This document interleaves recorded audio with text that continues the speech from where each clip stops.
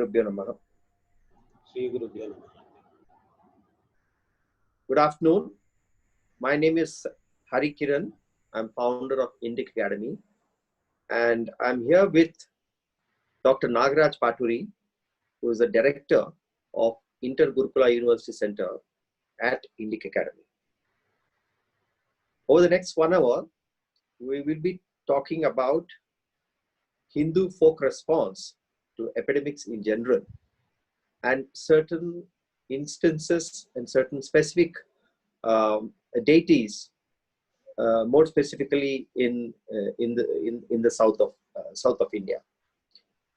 We are proposing to do a sort of a series of such conversations focused on folk traditions, Hindu folk traditions, and their culture. And this would be the first such conversation. Good afternoon, Dr. Nagaraj. How are you? Yeah, in this corona conditions, we are trying to keep safe. And this conversation also can be focused on the response of the Hindu folk traditions to corona-like conditions.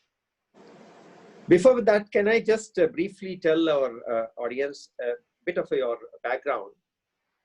And we'll start with Dr. Nagaraj Paturi, trained in Sanskrit and Advaita Vedanta by his polyglot, polymath, and spiritually accomplished late Sri Paturi Sitaramanjaril Garu. He seriously committed to the transmission of Vedic sciences to the present generation. He designed a very big number of courses of contemporary applications of Vedic sciences and has been successfully teaching them and getting them taught. Presently, he is director of Inter Gurukula University Center for Indic Knowledge Systems of Indic Academy. He was earlier at Flame School of Communication and of Flame School of Liberal Education. He was also a former visiting professor at University of Chicago. And in his PhD, he has developed an Indic model of myth criticism of literature. He brought out Vakyapadyam as a theoretical foundation of Ashtadhyayi. Today, we are seeking to discuss what would be the Hindu folk traditional response to epidemics in general. So, Dr. Nagaraj Garu, tell us how you got interested in this folk traditions. What has been your background specifically with respect to folk traditions? Yeah, thank you, Harikiran Garu. I worked at the University of Hyderabad for Center for Folk Culture Studies for a very long time, for a few decades. And before getting into that academic teaching research job at the University of Hyderabad, I was into folklore research, folk cultural research, right from 1987, because I chose a particular myth interpretation, mythological story interpretation model, drawing from one Princeton University professor called Northrop Frye, from his book called Anatomy of Criticism, in which he creates a model of analysis of mythological stories and mythological literature, drawing from anthropology, psychoanalysis, philosophy, literary criticism, and a multidisciplinary model. So I thought I should particularly train myself in the folklore research, because I already have a very strong background on the Vedic side, on the Sanskrit side, on the literature side, on the classical side. But I should get the compensation of my training on the folklore side also, folk cultural side also. For that reason, I got into folklore research. I started with working on the shepherd cultures of Rayalaseema and Karnataka, where they have a priestly community called Gauravas, And then I started working on the transvestites who get dedicated to a folk goddess called Yallamma, who has another related form called Uligamma. And these that took me into LGBT research, folk side of LGBT research.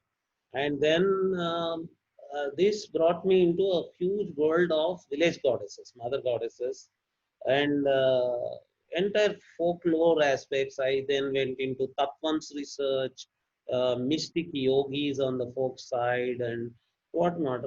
For around 35 years now, I have been into multiple aspects of folklore, particularly of the South.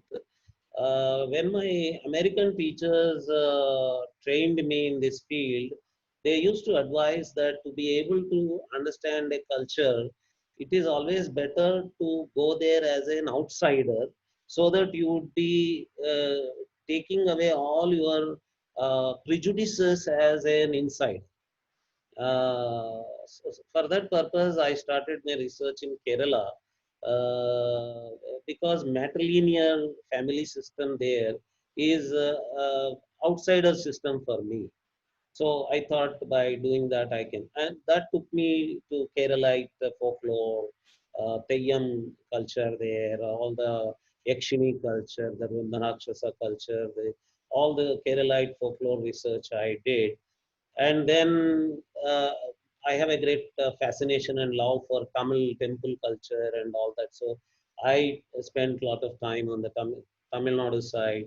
As a Telugu person, I have worked on all the four regions of the Telugu land, the Kalinga, the eastern side, and the Krishna Godavari side, which is the central part, and the Rayalaseema side, which is the southern part. And particularly in Telangana, where I am currently staying for the last several decades, located at Hyderabad, I did the maximum part of my work on the Telangana side of Telugu folklore. And as a bilingual who has both Kannada and Telugu as mother tongues, I worked on Karnataka folklore also. And because the cults that I took up, for example, both Yallama cult and the shepherd cults that I took for research cover Maharashtra also. I had to do research on the Maharashtra side also. So this took me to the whole area, that region, and I had to cover folklore research. And this I used for my PhD work. Okay. This. But before that, can you just broadly tell our viewers what you mean by folk as opposed to what? As opposed to Vedic. So what is the difference between these two terms? Basically, the word folk is a global word. It is not always used in contrast to, say, Vedic. The contrasting to Vedic is only an Indian problem. But you have folklore everywhere in the world.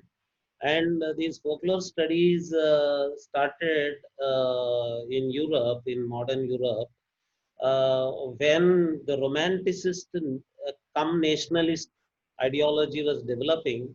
There was a slogan called England lives in its villages, from where MK Gandhi borrows his India lives in its villages.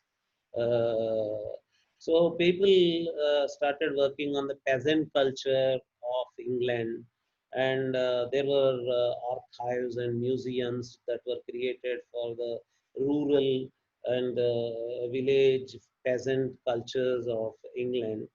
And once they started working on that, and they came to rule India through the university academics and by observing the British officials, Indians started getting interested in the topic of folklore.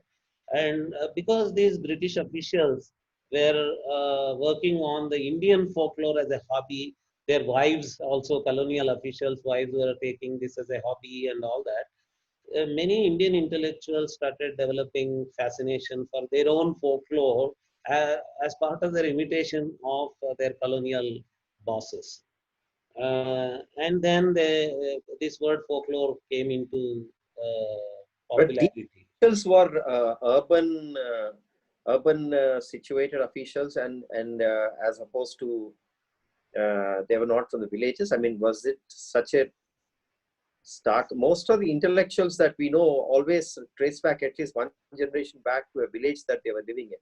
So, for them, would they consider themselves as folk, or I mean, how did They that don't happen? consider themselves as folk. Actually, by those times, they in fact considered themselves to be completely different from what they considered folk. And the word folk had a pejorative connotation also. It had a looking down attitude also. They considered these peasants as less educated, uneducated, so to say, and there was a kind of romanticization of the looked down upon culture. So the words that are used are these are innocent people, ignorant people, but we are broad-minded enough to take compassion for them, to take interest in them, and taking understanding them and all that. But nevertheless, they were modernist in their mindset. Nevertheless, they were evolutionist in their mindset. They were nevertheless Eurocentric in their mindset, Orientalist in their mindset.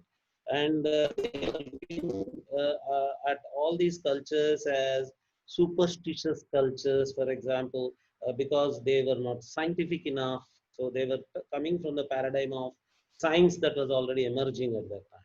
So they were looking at the belief systems of the folk as superstitious systems and all that.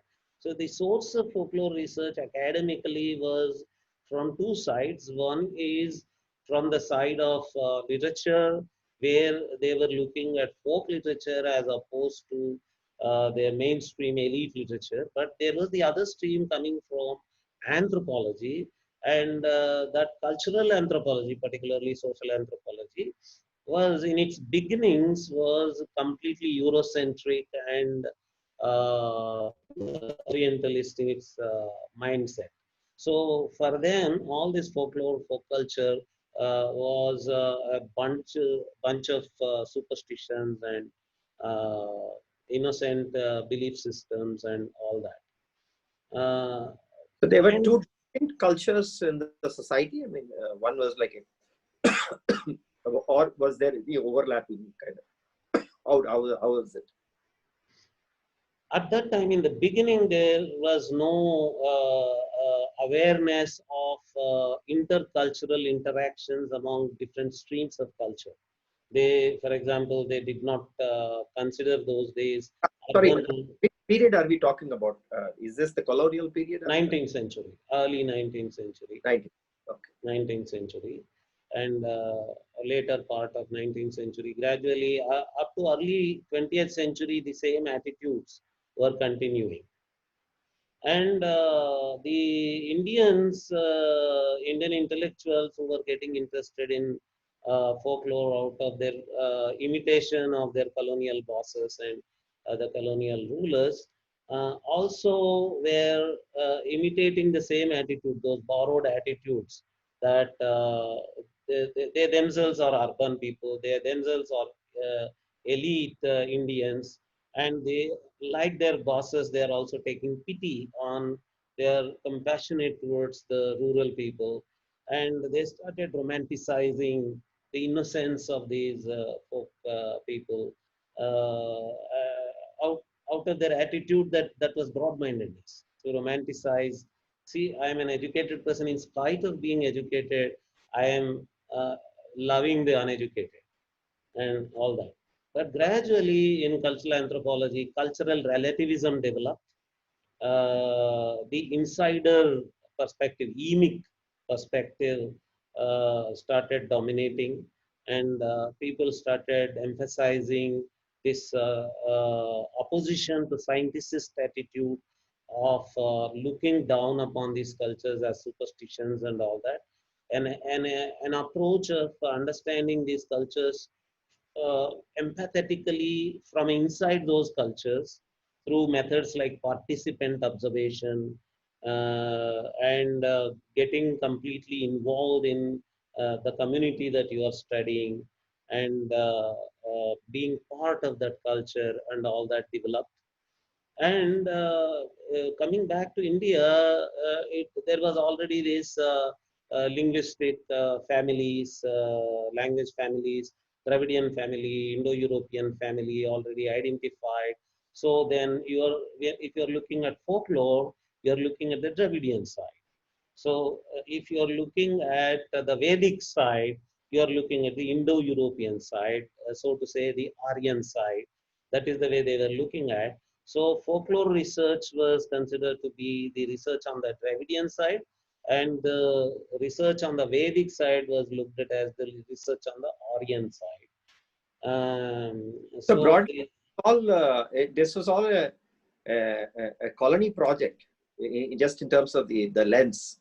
Because if you're talking about 19th century, yeah, it was part of the whole Eurocentric, Orientalist, colonialist political project. There was all this was happening already as part of that project. Some of them were consciously doing this, some of them were unconsciously getting trapped into the worldview that was already created. And most of the Indian intellectuals were taking pride in being progressive enough to be able to absorb the European perspective. And they started separating the Vedic and the folk. And they started saying, if you're talking of yajna and classical temple, you are talking about the Vedic, but you have to be progressive enough to be able to understand the folk side of the culture and all that. But would you interestingly, have what happened is uh, my observation on the Telugu folklore research side is that the early academic folklore researchers on the Telugu side were interestingly all from the Indic background.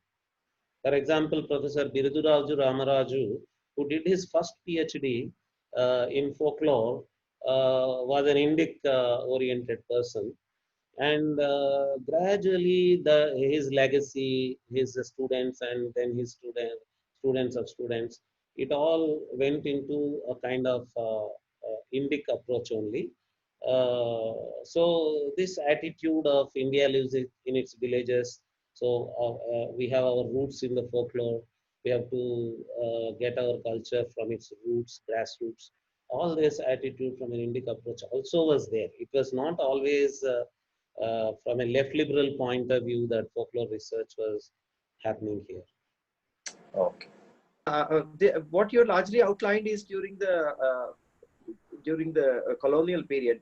How was it during the medieval period between these two cultures? How was the interaction? Yeah, right from the ancient period, for that matter, through the medieval period, there was the Vedic and the folk cultures were interacting with each other, and there was a give and take between the two cultures, as it happens with any two cultures that come into interaction with each other, and all that. Though the colonial historians always wanted to project a conflict between these two cultures in the name of Aryan Dravidian conflict and all that. But the reality was that we have enough evidences to show that these two strands of culture, Vedic and folk, were having all kinds of interactions. So probably some kinds of conflict were also part of such interactions, but there was a huge amount of harmonious interaction, mutual influence kind of interaction, and all that also. And I borrow the word third culture from the contemporary cross-cultural studies, where they use the word third culture as a mediating culture that emerges between two interacting cultures as a culture through which they can interact with each other. And what we call Puranic, Agamic, and classical temple culture emerged as a third culture for an interaction between the pure Vedic culture, which Swami Dayananda Saraswati in the 19th century wanted to reconstruct and revive out of the existing composite culture, syncretic culture in which the Vedic and folk were already merged into each other. And some people during contemporary times would like to view a pure folk culture without any influence of the Vedic at all. Both these do not exist in reality. There is no pure Vedic or pure folk culture that exists today, and it is impossible to reconstruct and revive such pure forms also. The failure of that experiment is shown in the failure of reconstructing and reviving the pure Vedic culture on the Arya Samaj side. And during the contemporary times also, the reconstructing and reviving the pure folk culture is also failing, because in reality the live and the live stream of the what is being labeled as Hindu culture today is this merger and combination of these two cultures into a single culture. Apart from, what is interesting is, whenever such mergers or amalgamations happen in other parts of the world, the contributing cultures completely disappear. Whereas in India, interestingly, what happened is the Vedic side, albeit the influence from folk side, and the folk side, albeit with its influence from the Vedic side, they exist. Apart from this third culture, which is the agamic temple culture that is being called as Hindu culture. So, what we are trying to talk today, the folk culture, folk traditions, they exist today as independent almost of Vedic culture, but you cannot see a pure folk culture without any influence of Vedic culture at all. That's not possible. Okay. And this situation has been in existence right from the ancient times. The more ancient or medieval period you go to find any folk culture without any Vedic influence, it is not possible. We are not able to get. Not only on the culture or tradition side, if you go to languages also, you cannot find a record of a regional language without Sanskrit influence. Okay. A pure regional language without Sanskrit influence in the recorded history does not exist. It, we can only imagine and reconstruct a pure stage of those regional languages without Sanskrit influence. Same is about folklore. Same is about folk traditions. We can only imagine a stage of history where the pure Vedic culture and the pure folk culture were existing away from each other without interaction, and all that is only an imagined past. In the recorded history, in the documented history, you would always see these influenced by each other, existing side by side, and interacting with this mediating culture that has emerged through an amalgamation and mixture of these two cultures, forming into what is being called as Hindu culture today. Now, thank you. I mean, that was a very useful primer or background to get a sense of what we are calling as folk culture. In terms of folk religious traditions, and especially the traditions which respond to crises, or which respond to nature's fury, or bountifulness. Just broadly, can you just outline those religious folk religious traditions? Yeah, what is interesting as far as this village goddesses culture that we see as part of folk religious traditions in India is uh, that some of the names of these village goddesses themselves are the names of epidemics. Oh, Uh, I see. for example, the most famous South Indian village goddess name is Mari Amman. That word Mari itself is the word for epidemics. And in Sanskrit also, the word for epidemics is Mari, used in Arthashastra and many other ancient sources. And the words like Mahamari are also used in Sanskrit. And that Mari Amman turns into Maremma in Telugu. And there are many other names like that. And if you see other such names, you have names like Sunkalamma. That Sunkalu is a symptom of kind of measles. And you have names like Dekalamma, Mutyalamma, Pochamma. Most of these names, the first part of the names, name when you remove Amma part of it, these are the descriptions of the symptoms of those seasonal epidemics, like measles and chickenpox and other things. So, but that is not the only variety of village goddesses. You have village goddesses which are named after sacred groves. For example, Mango's Amma, Mavul Amma, Oh, is it's a mango grove.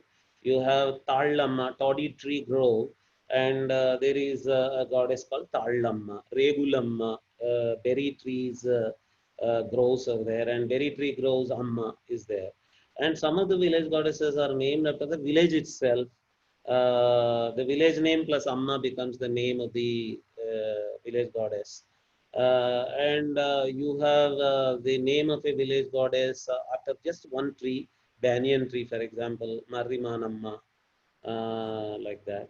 So, though there are many other names also, but these names with names of epidemics become very interesting. Uh, and what happens is in the course of history, all these features of village goddesses get merged into each other. For example, if though the name of the goddess is the name of the village itself, she is also treated as the goddess of the epidemic. okay. They, though the name of the goddess is just the name of the grove, sacred grove, she is treated as the goddess of epidemic. And though the name of the goddess is the name of the epidemic, she is treated as the personification of the mother nature of the village ecosystem itself. So, to generalize, we can say that all village goddesses are personifications, deity divinizations, allegories of the village ecosystem, the neighborhood ecosystem. And the epidemic, when it occurs, or a natural calamity when it occurs, is always viewed as the angry side of Mother Nature, that village ecosystem. And they use folk medical vocabulary. As we all know, in India, in folk medical vocabulary, people use words like heat and cold. Uh, I developed heat, I developed cold, and all that. They apply this vocabulary to the person called the mother nature, called the village ecosystem, called the village goddess. And they say, now the epidemic has come because the mother goddess developed heat in her. So because Ma, they in Telugu, from where I come from, I mean, వేడి చేసిందంటాం. So వేడి చేసింది, they say వేడి చేసింది, yeah, heat built up in your body, and చలువ చెయ్యాలి, వేడి చేస్తే వేడి తగ్గాలి అంటే, if heat is built up in the body, if it has to be alleviated, cold has to be created in the body. Though that cold is created through all kinds of healing solutions, one of the major things is food. Food is offered. A cooling food is offered. For example, onions are considered to be cooling material. Tamarind is considered to be cooling material. Curd rice is considered to be cooling material. Liquor which is made up of toddy is considered to be cooling material.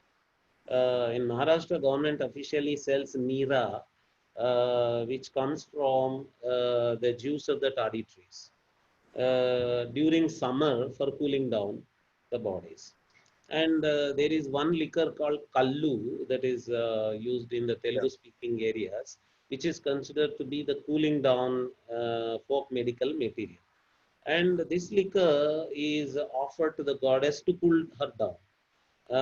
So what they do is outside, you might have observed, the village goddess shrines are usually very small. The simplest structure for a village goddess temple is no temple at all. It is just a neem tree and a navel stone in front of it. Bodurai is the Telugu word they use. Bodurai can be translated into navel stone. It is called Bodurai because it was considered to be the central post, stone post, from which the village architecture was developed. All the village settlements, the housing structures of the village were built up, taking it as the center of the village.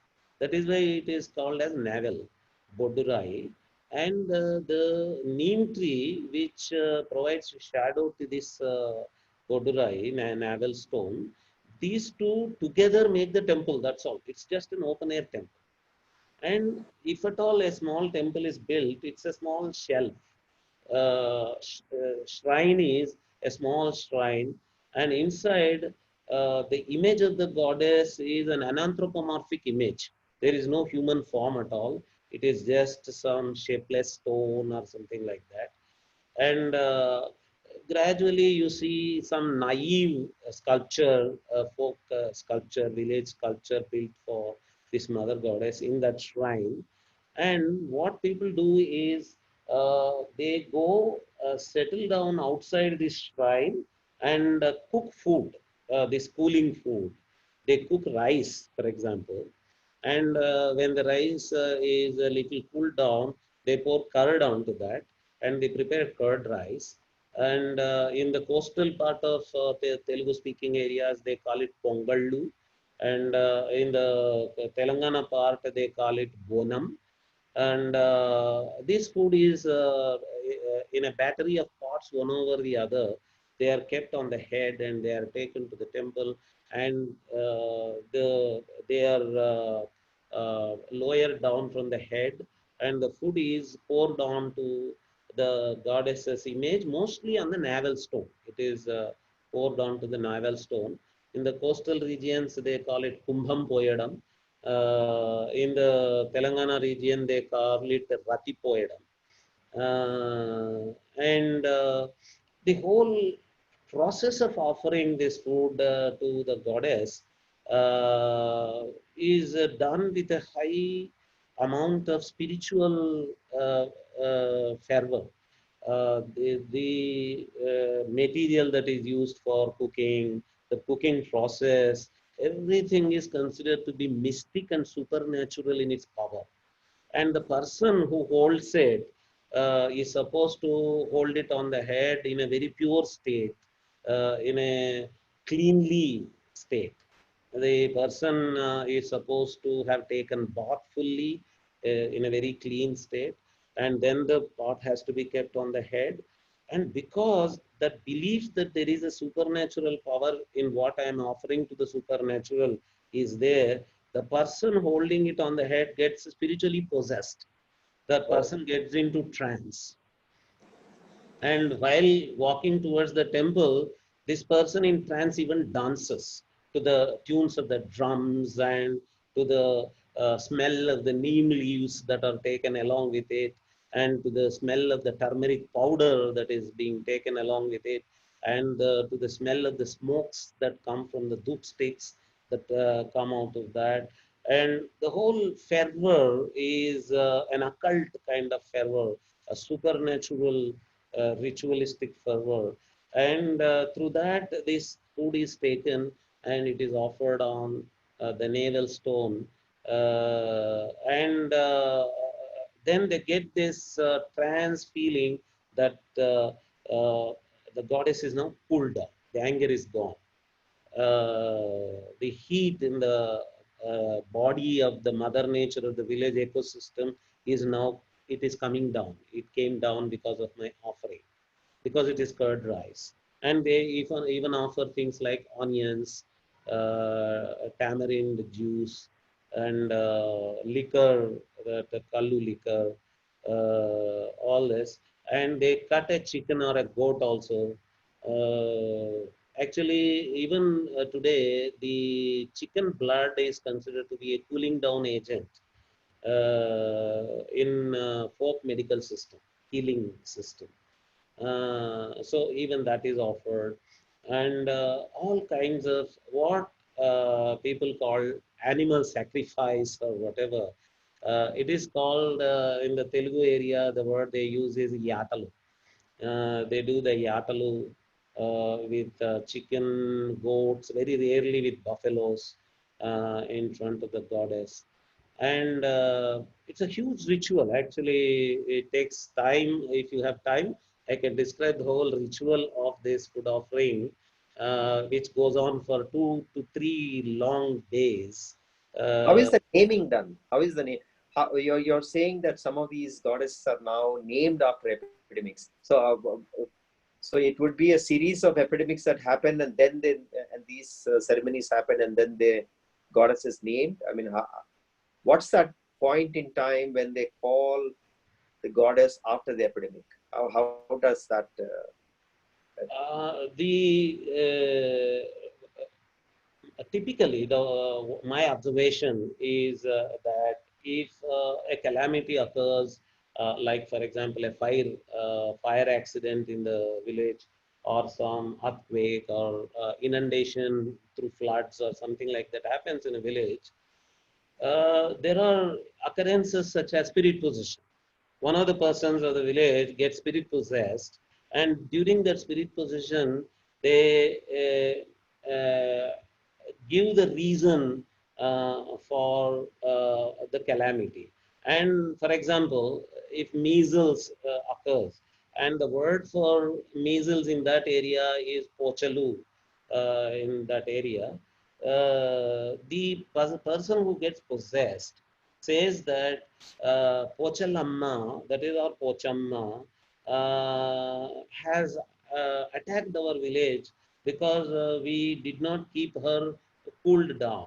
We did not keep her satisfied. She has attacked our village. And she doesn't say she, because in a possessed condition, she speaks in the voice of the goddess itself.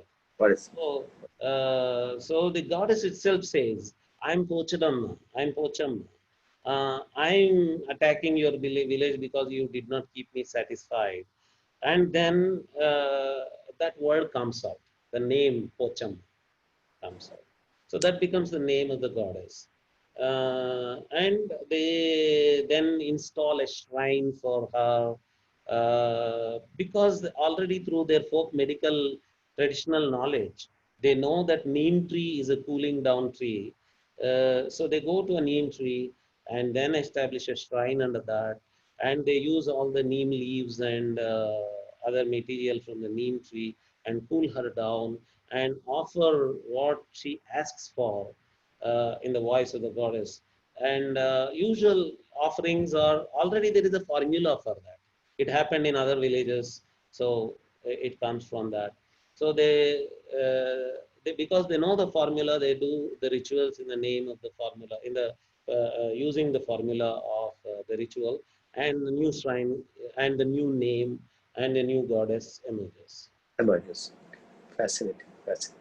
So just in terms of the research that you have done specifically in and around Telangana, what are the goddesses for epidemics that you have seen, noticed? Just can you just name a few? As I already told you, the from the names of the goddesses, you can say Pochamma, Mutyalamma, Dekalamma, and all these names are names of epidemics only. I But see. ultimately, in reality, what happens is they every village goddess is everything.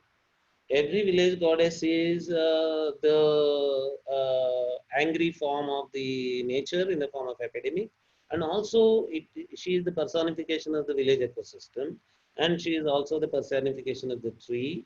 She is also the allegory of the uh, village supernatural position, everything. So, though at a certain stage, the specific nature of that particular mother goddess is lost. She acquires all the features of all the other mother goddesses also. Uh, Understood. so that name association. So to look at Pochamma as just an epidemic goddess gets lost in the course of history. Pochamma Understood. becomes village goddess as village goddess. Yes, she is the village goddess. She is the personification of the neighborhood ecosystem itself. You were we have in Telangana we have this Bonalu festival. Yes. How what's the genesis of that? Yeah, I was fortunate to have conducted a research project for 15 years on the Bonalu of the twin cities of Hyderabad and Secunderabad. During the course, we could know that the Bonalu is a pan South India tradition with different names in different parts of South India. But in Telangana, particularly in the twin cities of Hyderabad and Secunderabad, the Bonalu of the twin cities of Hyderabad and Secunderabad is a specific variety of that. And this specific variety of fair that happens in the twin cities of Hyderabad and Secunderabad has a history starting from 1868. During 1868, there was a big plague in this area, and the narrative, the legend goes that during that plague, just opposite to the Secunderabad railway station, where the railway station stands today, there is a folk shrine of a folk male god called Mallanna. And that particular Mallanna temple is called Pinugula Mallanna, Mallanna of the corpses. Oh, Uh, the legend goes that he was called Mallanna of the corpses because the people who died in during the plague were in heaps. Their dead bodies were lying in heaps in front of the temple. And uh, at that place, one of the persons there got possessed, and that person, in the voice of the goddess, said that this plague has come because of the anger of the goddess, and you would all be better if you pacify her. And very close to this shrine of me, that is Malana is saying.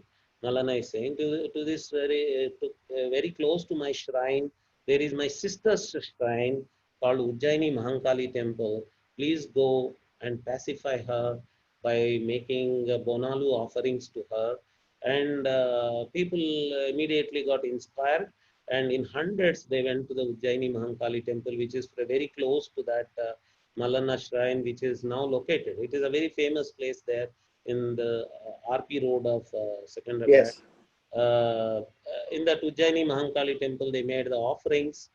Uh, Actually, that neem tree and the navel stone still are preserved inside the well-constructed Ujjaini Mahankali temple there. This happens all over India. The natural forms like trees and all that, which existed before the construction of the temple, are preserved after the construction of the temple also. That happens in the Ujjaini Mahankali temple also. So they offered to that navel stone, and then later came the statue of Ujjaini Mahankali. Later it was constructed, it was sculpted by very good sculptors from Rajasthan. In white marble it was built, and it was brought from Rajasthan and installed in that temple and all that. That's a later history. But in 1868, what happened is inscribed there, there is an inscription there near Secunderabad, near the Ujjaini Mahankali temple. An inscription still lies there, which describes this whole episode, all the developments there. And you have many other inscriptions in the twin cities of Hyderabad and Secunderabad. For example, at the Osmania Hospital campus, There is an Urdu inscription which describes this episode of plague and volunteers and gratitude expressed for the volunteers during the plague and all that. So, and if you talk to the participants during the Bonalu also, all the senior participants, elderly, old-aged participants, if you ask them why you are performing, usual, typical, repeated response is, there was a Pilakku and Kattara. These are the Telangana words. Pilakku is the Telangana modification for plague, and Gattara is the Telangana modification for cholera. So they say that there was a Pilakku and Gattara, and we started appeasing the goddess because repeated Pilakku and Gattara were coming in our area, and that's how this Bonalu festival started. That is still there in their memory, and the whole formula of the ritual is a week-long formula. On the previous Saturday to the Bonalu, Ghatam happens, and on the day before the Saturday, next Saturday, the goddess is readied. On the Sunday, these food is offered, and on the Monday there is these tiffins, palaharala ballu, and on the night of the Sunday you have that poli challadam, the blood-soaked rice is sprinkled all around the neighborhood. That is why the word Telugu word polimera has come. Mera is border. Well, Uh, the oh, mera where poli is sprinkled is called polimera of the neighborhood. So all the, and there is a particular community among the Dalits called Baindla. They are the ritual specialists for offering animal sacrifices, for conducting this poli during the night and all that. so So does that happen even now? Animal sacrifice? yes, yes. Uh, Though officially there is a law against animal sacrifice, in reality, animal sacrifice takes place. But in terms of the smooth, this is probably one example of both Vedic and folk culture coming together and unifying into uh, one single thing. I mean, essentially, it started off as a folk response to an epidemic, and then it became a Mahankali temple, and then you have these Rajasthani marble and all that. So effectively, then of course, Purohits, the evil Brahmins also came into the picture, and so it's just a fascinating thing of both cultures seamlessly mixing together. yes, that's a very interesting development. What happens is we can call classicalization of a folk temple, and during the And there's no pushback. There's no pushback, right? I mean, is there a absolutely, so absolutely. what people talk about? There's no that's the point I'm trying to make. I mean, it's just a seamless integration of two cultures into something common. Exactly. What happens is, actually, in my interviews during my field work, in a very provocative fashion, I used to ask the folk communities, non-Brahminical folk communities, which participate in these folk rituals, typically, and ask them, why do you involve these Brahmins into these temples? Why do you bring them? Because they don't belong to you. They are not part of your tradition. And most of the responses were, why are you so jealous of our temple? Why are you thinking that our temple should not develop to the extent of a Brahmin coming and offering his worship? Offer. He concerned does the puja in a more elaborate fashion, in a methodical fashion, in the way it has to be done. He knows the method, and he's so kind to come to this place and offer all this. Why are you unnecessarily bringing this conflict? Was the response to me. Uh, and and on that side also, on the temple priest side also, if I ask the priest why you are coming to this place, this is not part of the Vedic tradition and all that. Usually, the priest's response is, who said that it is not part of the Vedic tradition? The same goddess is called Devi, and we have a whole Devi Bhagavatam. And all these epidemic responses, all these things are described in detail in Devi Bhagavatam. And I do Devi worship at my house. I know all the Devi mantras. I know that she is in the local form, in a very native form, in a folk form in this temple. My only hesitation in not coming to this temple earlier was that there is an animal sacrifice performed here, which I cannot bear. But when the participants of the temple promised to me that they would push the animal sacrifice place away from the actual shrine a little farther, and they do not perform it in front of my eyes, I said it's okay. I'm Okay. okay with your animal sacrifice. You doing animal sacrifice, you being a non-vegetarian, you being taking the prasadam from the animal sacrifice is not a problem for me. It's only my personal taste. It's only my personal attitude that I'm not able to bear the look of an animal being cut in front of me and all that. So you can do it somewhere else and come here and do the remaining part of the ritual here and all that. That's not a problem for me. So What if is you, the genesis? Sorry. Uh, yeah, uh, just I'm curious about, because after Telangana was formed, we had a very big revival of Batukama festival, and part of the Dasara celebrations. That whole thing is just a fantastic revival that has happened in the last 10 years. But the very name Batukama, what's the genesis of that? I mean, right now it's celebrated in as a celebration of bountiness probably, but it sounds to me that the genesis could be something from a epidemic also. Would thank that you be very a much correct? for bringing this up.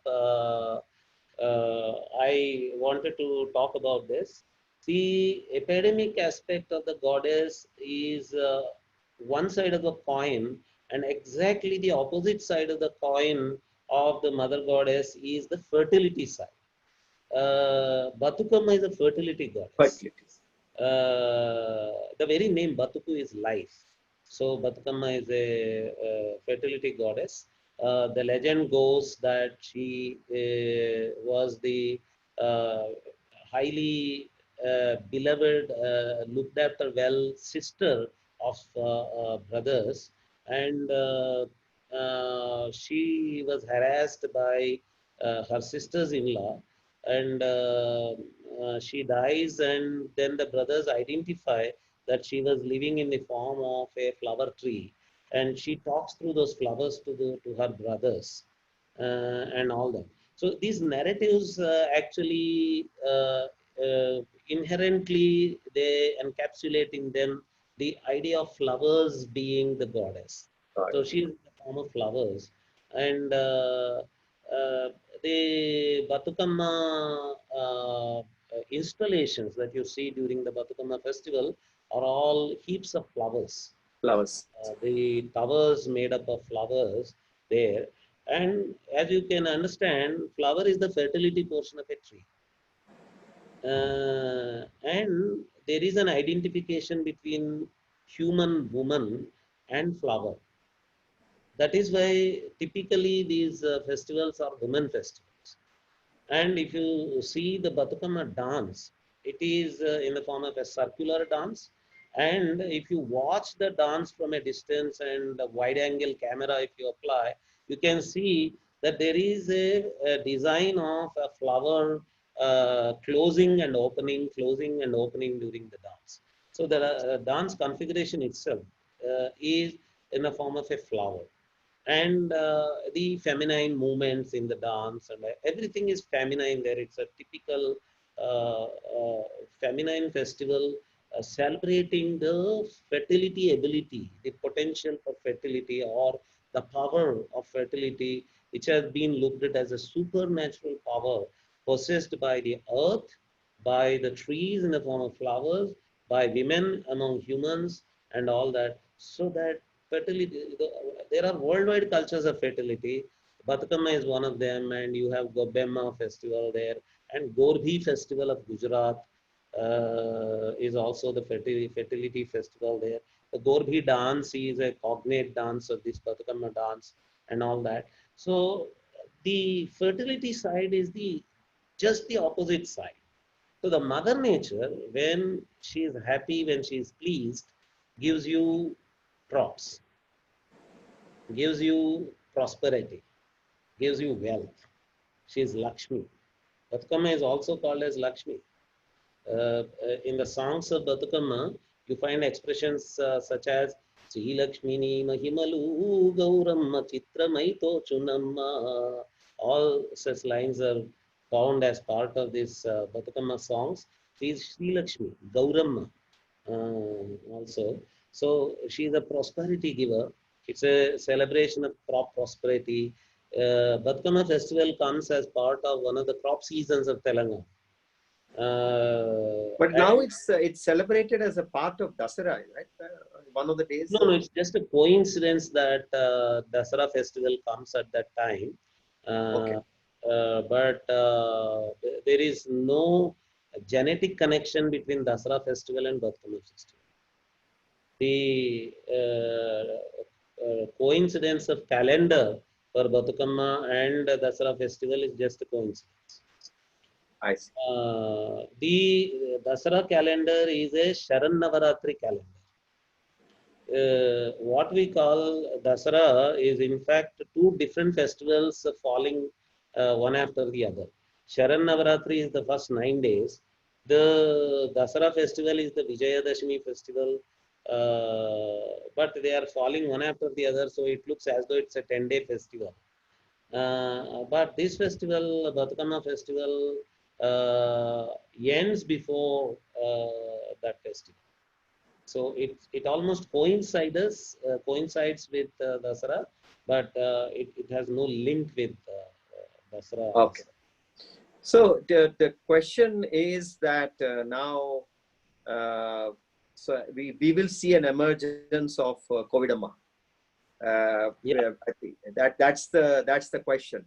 That will Yeah, Telangana or will Telugu state? Sorry.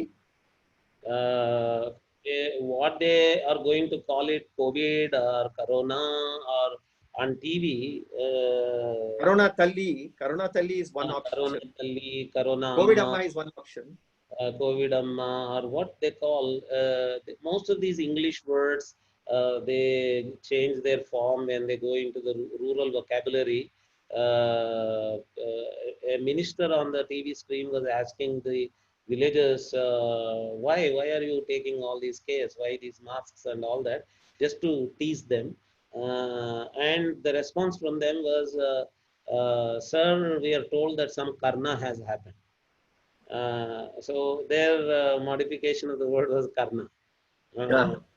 So probably if that stands, they might call her Karnamma. Or any other name. We have to wait and see what linguistic form it is going to take. But it can certainly be expected that today the whole rural folk, particularly of South India, is looking at what is happening here in the form of pandemic. They don't probably know that it's a pandemic. That for them, it's an epidemic like any other epidemic that affected their villages in the past. So their view uh, definitely is that it is again nature's anger. Nature. We have done something wrong to the nature. She is angry with that, and she is expressing her anger in the form of this pandemic. And coincidentally, all the environmentalists are also looking at this pandemic as nature's anger. Anger. Uh, they are also looking at this as a reaction of nature to all the anti-environmentalist activities that we conducted. And the pro-nature changes that are taking place today, the rivers getting cleaned, more birds coming in, and trees blossoming, and many other pro-nature developments that we are able to see today, environmentalists are saying, see, this is why nature has done that. She wanted a break. She, she just wanted to relax and come back.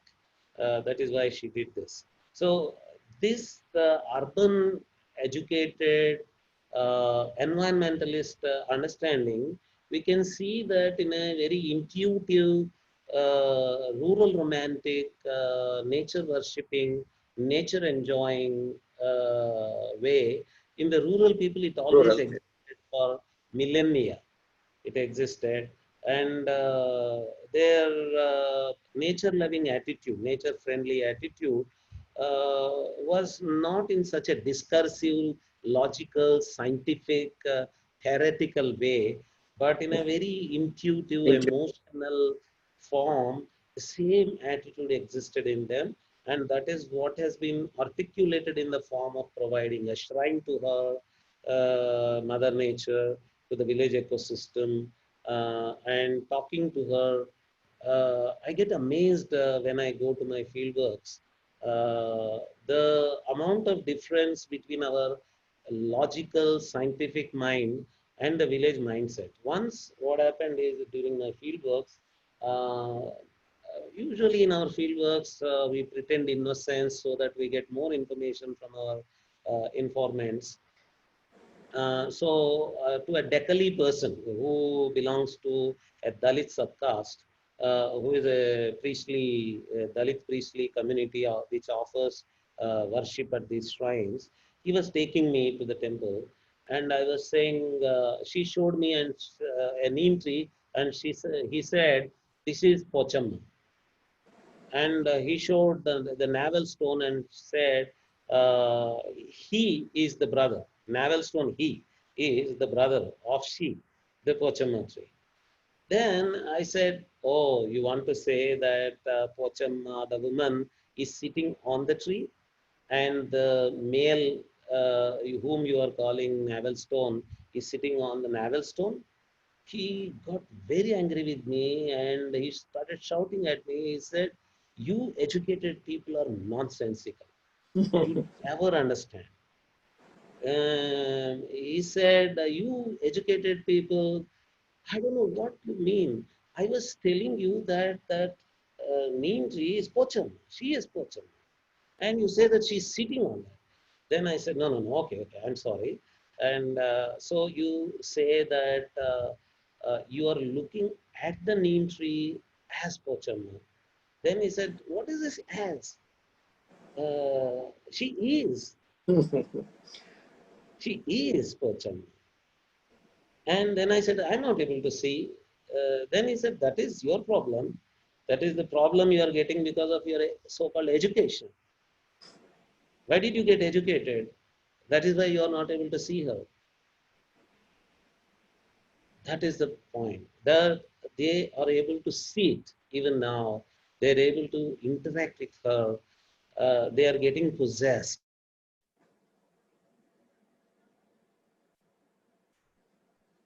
They just get into the emotional outburst in the form of that spirit position. They speak in voices. For them, it all exists there.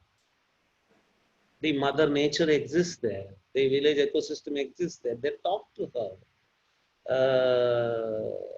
The way they talk to her, we are not able to see.